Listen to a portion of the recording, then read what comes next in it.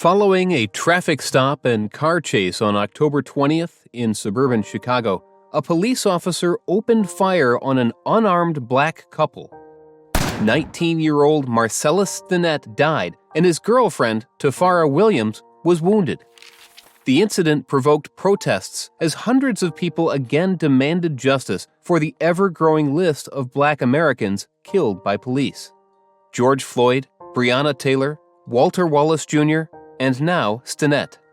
So, why are black people subjected to police violence in the U.S.? An underlying reason is systemic racism, which is deeply rooted in some police departments and echoes through racial profiling in traffic and pedestrian stops, as well as the use of force.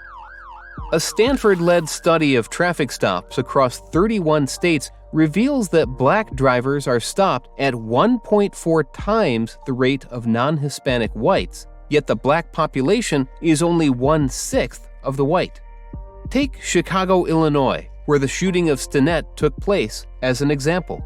In the past 5 years, the Illinois Department of Transportation's data shows that, on average, 60.6% of traffic stops were of black people, nearly 2 times their share of Chicago's population, 30.1%.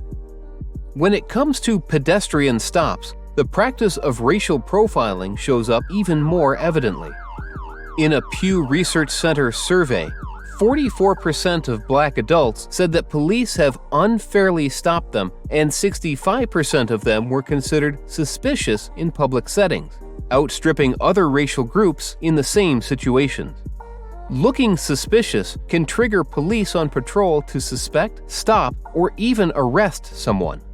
In New York City, the most populated area in the U.S., with 24.3% black population, the New York Police Department, NYPD, launched a stop and frisk program in 2002, permitting police to stop, interrogate, and search pedestrians in the city if the officers have a reasonable suspicion. However, the NYPD's data from 2002 to 2019 reveals that, although the total number of reported stops has plummeted, black people still accounted for 51.7% on average, 5 times more than their white counterparts at 9.37%. Look back to the killing of Stinnett. The traffic stop was not the immediate cause of death, but the ensuing use of force killed him. And sadly, Stinnett was not 1 in a million. According to data gathered by the Mapping Police Violence Organization, from 2013 to November 18, 2020, police have killed 8,629 people, 2,158 of whom were black. While the proportion is smaller than whites, black people are killed at a much higher rate, 6.26 per million, compared to 2.39. From George Floyd to Marcellus Stinnett and thousands more, systemic racism in the U.S. has segregated the police from the people and put more black lives in jeopardy. Some might attribute the disproportionate number of black victims to a few bad apples in police departments.